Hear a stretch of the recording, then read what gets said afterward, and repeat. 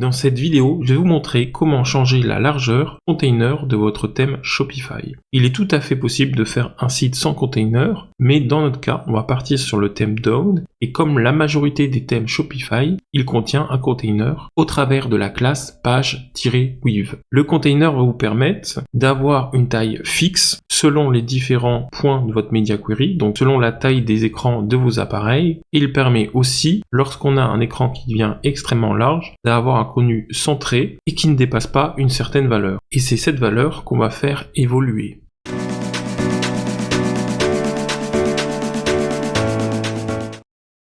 Lorsque vous allez dans le Shopify Theme Editor et que vous cliquez ici sur Paramètres de thème et ensuite Mise en page, vous aurez ici un curseur pour changer la largeur de votre page. Donc ici on va changer par exemple et on va voir que les éléments vont être beaucoup plus serrés.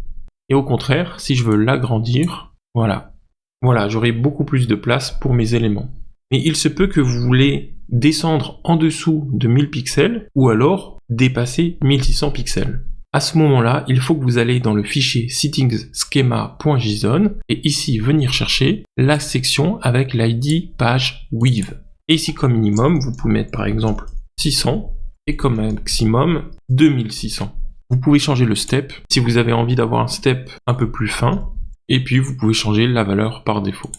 Et on va aller dans settingsdata.json et ici dans current puis page-with, on va venir faire évoluer notre valeur. Donc ici avec une container maximum de 800, je vais avoir un site très serré. Et si je mets 2100, voilà, je vais avoir un site qui quasiment n'a même pas de container, étant donné que ici, le container est même plus large que la taille de mon écran. Attention, si vous tombez sur ces deux erreurs, ne faites pas attention à la première, elle est due tout simplement au fait que le fichier settingschema est rejeté. Et la deuxième est due au fait qu'on a choisi une valeur de step, c'est-à-dire un pas, beaucoup trop petit vis-à-vis de la plage de valeur que peut prendre notre paramètre. Je m'explique.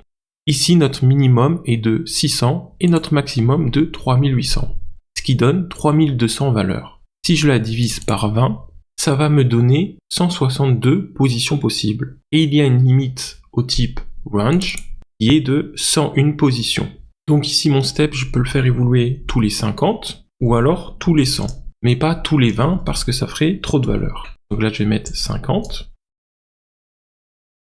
Et cette fois-ci, ça a fonctionné. Alors, pourquoi est-ce que la première erreur est aussi résolue? Tout simplement, avant, comme valeur maximum, dans mon settingsdata.json, j'avais choisi la valeur 1800. Mais étant donné que la nouvelle valeur de 3800 comme maximum de mon fichier settingsdata.schema n'est pas prise en compte, il va me dire, oui, ta valeur de page with, dans config data, elle est de 3800, donc elle est supérieure à ton ancien maximum. Mais étant donné que j'ai corrigé l'erreur des steps, cette fois-ci, il va bien prendre en compte ma nouvelle version de settingschema.json et l'erreur n'apparaît plus.